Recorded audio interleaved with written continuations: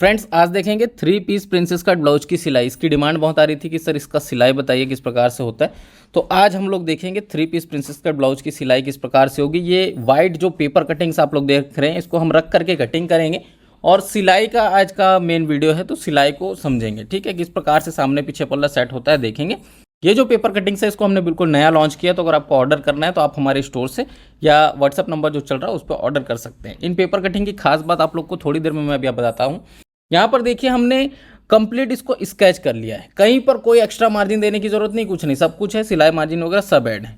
Plus point ये है कि इसमें आप गला जितना चाहे डीप कर लें, शोल्डर नहीं गिरेगा।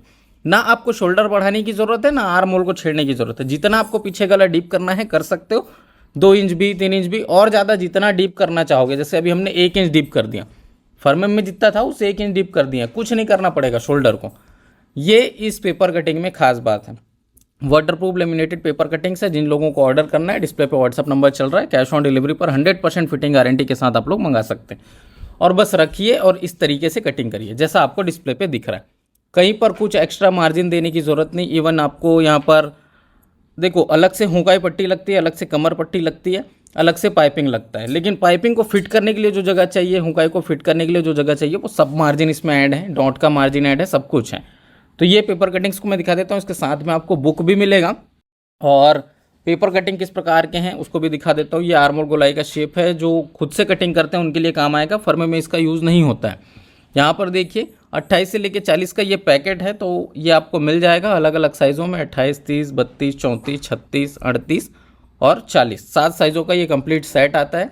वाइट पेपर्स में है। पेपर कटिंग को हमने बहुत ज़्यादा अपग्रेड किया है, पेपर के साथ फिटिंग की क्वालिटी को और ज़्यादा बेस्ट कर दिए हैं।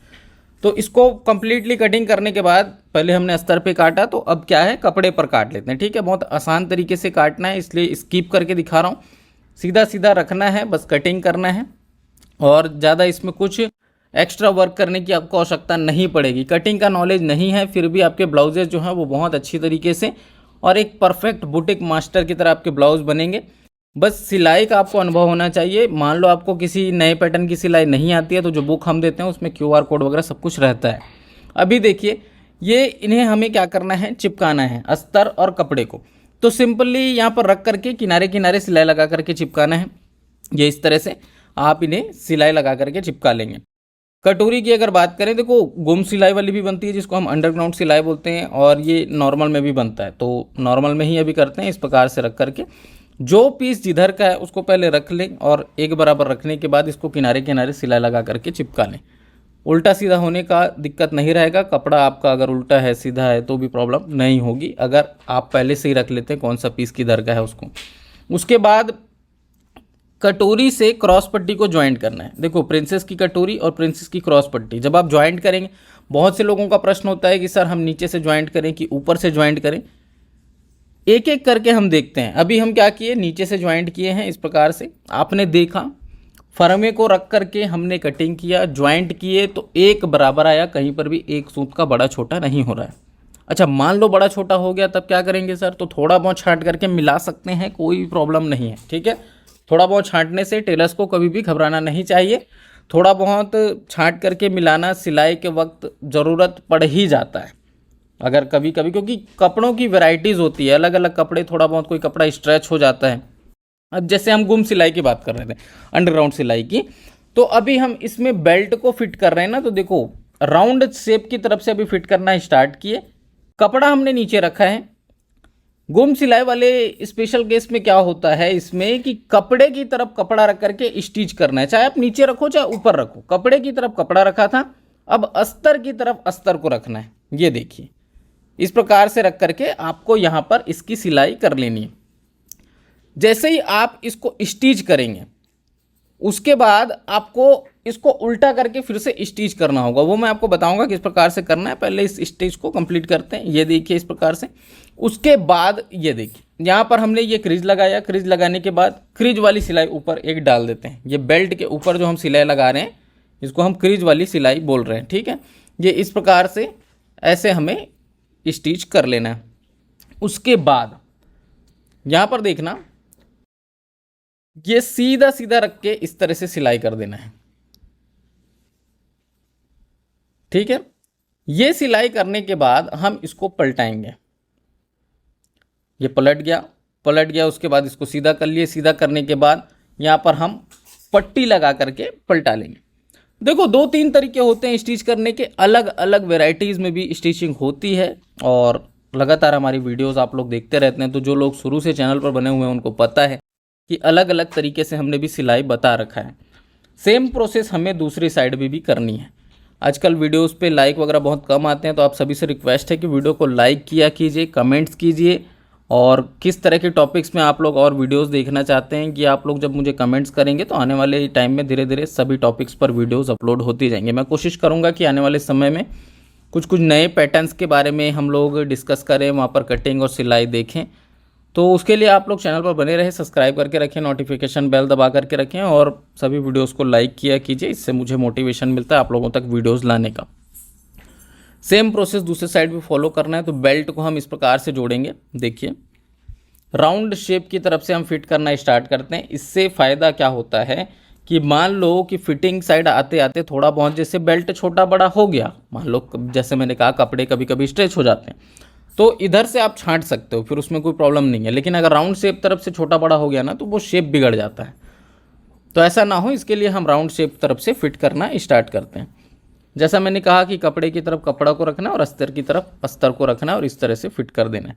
अब नीचे चूंकि हमें कमर पट्टी अलग से लगानी है तो इसमें पलटाने का कोई सीन नहीं है, बस इसको रख करके सीधा आपको स्टिच कर देना है। ये इस पर हमने ऊपर क्रीज वाली सिलाई लगानी है तो ये भी लगा लेते हैं इस प्रकार से, ये देखिए।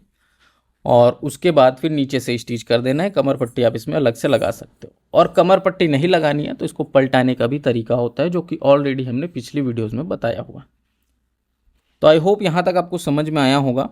अब उसके बाद जैसे 3 पीस प्रिंसेस कट ब्लाउज होता है तो एक दूसरे के ऊपर इसको रख करके हम थोड़ा सा मिलाने का प्रोसेस देखेंगे। ये बहुत इंपॉर्टेंट है, इसको ध्यान से देखना। पहले इस सिलाई को हम कंप्लीट कर लेते हैं, उसके बाद उस प्रोसेस को देखेंगे। इसमें होता क्या है, जैसे दोनों पीस हैं, कुछ भी छोटा बड़ा ना हो, इसके लिए हम क्या करते हैं, एक के ऊपर एक पहले इसको रखते हैं, है ना। ये इस प्रकार से एक को नीचे सीधा रख दिए, एक को उल्टा रख दिए, और उसके बाद आपको ये देखना है कि कोई भी पीस आपका बड़ा छोटा तो नहीं है। जैसे हुक पट्टी लगानी है तो उधर सिलाई हमको बिल्कुल स्ट्रेट चाहिए, तो कपड़ा तिरछा तो नहीं है। ये चीज़ पहले देख लेना। कैसे देखोगे, टेप का यूज कर सकते हो, स्केल का यूज कर सकते हो। थोड़ा बहुत निकालने की आवश्यकता पड़ रही है तो ये चीज़ आप बिल्कुल करें। जैसा मैंने कहा, थोड़ा बहुत अगर छांटने की आवश्यकता पड़ रही है तो घबराना नहीं है, इससे आपके ब्लाउज में फिनिशिंग बढ़ती है। और ऑलरेडी ब्लाउज में 1.5 इंच का मार्जिन है, तो कभी भी इस धोखे में मत रहना कि हमारा ब्लाउज छांटने के बाद कम हो जाएगा, वैसा नहीं होता है, ठीक है। अब ये दोनों पीसेस को हमने बराबर कर लिया, दोनों तरफ से छांट लिए। अब हमारा काम क्या है कि जैसे ये पीछे का पल्ला है, ठीक है, पीछे पल्ले में इसको रख करके एक्यूरेट इस प्रकार से रख करके आपको देखना है। बस यहीं तक मैं इस वीडियो को रखूँगा, बहुत आगे लेकर के नहीं जाऊँगा, क्योंकि पाइपिंग लगाना, हुकाई पट्टी लगाना और ब्लाउज की फिटिंग करना ये हम हमेशा से देखते आ रहे हैं। तो यहाँ पर देखिए, एक के ऊपर एक रखने के बाद आपको ये समझ में आ रहा होगा कि इतना मार्जिन इसमें एक्स्ट्रा बच रहा है, और देखते ही आपको समझ में आ गया होगा कि ये मार्जिन किस लिए है।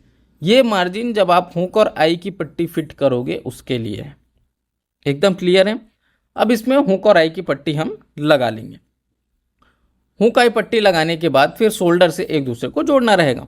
तो ये आपका हुक का पट्टी है, देखिए ये इस प्रकार से आपको रखना है और फिट करना है। कोई भी साइड हुक की पट्टी, कोई भी साइड आई की पट्टी लगा सकते हैं। कपड़े से लगा रहे हैं तो आई की पट्टी को कपड़े से ही लगाते हैं, क्यों, क्योंकि वो ब्लाउज के बाहर लगती है। आई की पट्टी जो है वो ब्लाउज के बाहर दिखती है, इसकी वजह से हम क्या करते हैं, इस प्रकार से कपड़े से लगा करके। इसमें अस्तर का यूज़ कर भी सकते हैं और नहीं भी कर सकते हैं, वो डिपेंड करता है कि आप जो कपड़ा यूज कर रहे हैं, जो कपड़ा आप स्टिच कर रहे हैं वो कितना मोटा है, ठीक है। अगर कपड़ा बहुत ज़्यादा मोटा है तो उसमें अस्तर यूज़ नहीं करेंगे तो भी चलेगा। कपड़ा अगर पतला है तो अस्तर यूज़ करना चाहिए। और इसमें 3 सिलाई कंपलसरी है, जैसा कि मैंने बताया। आई की पट्टी जब भी आप बनाएंगे तो 2 सिलाई उस तरफ और 1 सिलाई इस कॉर्नर पर लगानी है। अब उसके बाद जो है हुक की पट्टी आ जाती है, तो हुक की पट्टी आप अस्तर का लगा सकते हैं, इसको भी कपड़े का भी लगा सकते हैं, कोई दिक्कत नहीं है। जनरली हम अस्तर का लगाते हैं क्योंकि मोस्ट ऑफ केसेस ये देखा गया है कि ब्लाउज़ बनाने के लिए जो कपड़े हमें मिलते हैं वो बहुत छोटे छोटे रहते हैं, और उसी में पाइपिंग लगाना, उसी में हुकाई की पट्टी लगाना, उसी में कमर पट्टी निकालना थोड़ा सा मुश्किल हो जाता है। तो यहाँ पर आप बेझिझक अस्तर का यूज़ कर सकते हैं, उसमें कोई प्रॉब्लम नहीं है, ठीक है, क्योंकि ये आपका अंदर जाना है, ब्लाउज़ के अंदर जाएगा, इसमें कोई प्रॉब्लम नहीं है। अब हम क्या करेंगे, नीचे कमर की पट्टी लगाएंगे और उसके बाद फिटिंग करेंगे। तो बहुत सारी चीज़ों को अब हम स्किप करेंगे। यहाँ पर देखना, ये वाला मार्क आपको करना है, क्यों? क्योंकि इससे आपका हुकाई पट्टी जो है वो छोटा बड़ा नहीं दिखेगा, फ्रंट एकदम बराबर दिखेगा। कहाँ तक कमर पट्टी लगनी है, कहाँ पर और कहाँ पर आपका पाइपिंग लगना है, वो मार्क होना बहुत ज़रूरी है। ये करने के बाद शोल्डर जोड़ देंगे, ठीक है, शोल्डर से ज्वाइंट कर देंगे और उसके बाद ओवरऑल कंप्लीट ब्लाउज़ की फिटिंग कर देंगे, पाइपिंग लगा देंगे और बनने के बाद जो आपका ब्लाउज़ है वो इस प्रकार से दिखेगा, ठीक है। आज का ये वीडियो आप सभी लोगों को कैसा लगा ये मुझे कमेंट करके बताना। बेल्ट में हमने अंडरग्राउंड सिलाई इसमें लगाया है और चाहते तो हम क्रॉस पट्टी और कटोरी में भी ये चीज़ कर सकते थे, शोल्डर में भी कर सकते हैं। अंडरग्राउंड जो सिलाई लगाया उसको मैंने कौन सा सिलाई का नाम दिया है ये आप मुझे कमेंट करके बताएंगे, जिससे मुझे समझ में आ जाएगा कि आपने वीडियो को पूरा लास्ट तक देखा है। बाकी मैं राजान आपसे फिर मुलाकात करता हूँ किसी नए वीडियो में नए टॉपिक के साथ। तब तक के लिए जय हिंद, वंदे मातरम।